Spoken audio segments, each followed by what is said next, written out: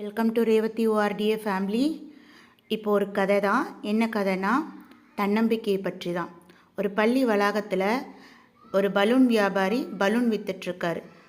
நல்ல கலர் கலராக எல்லா மல்டி கலர்ஸில். ஓகேவா? அப்போ ஒரு சின்ன பொண்ணு வரா. அவள் அந்த பலூன் வியாபாரிக்கிட்ட நின்று கேட்டுட்ருக்கா. பலூன் வியாபாரியே, இந்த பலூன் எல்லாமே பறக்குமா? எல்லாமே நல்லா அழகாக பறக்குமா?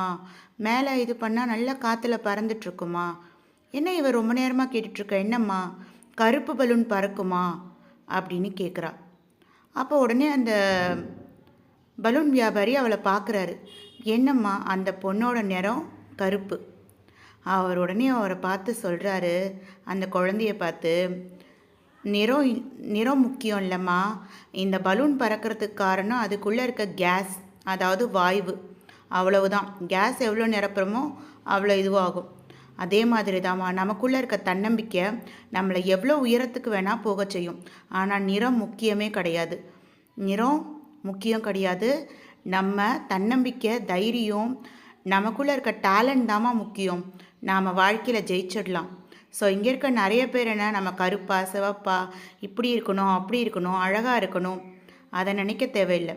நாம் எப்படி இருந்தாலும் நாம் ஒழுக்கமோடு தன்னம்பிக்கையோடு இருந்தாலே போதும். தன்னம்பிக்கையோடையும் தைரியத்தோடு இருந்தாலே போதும்.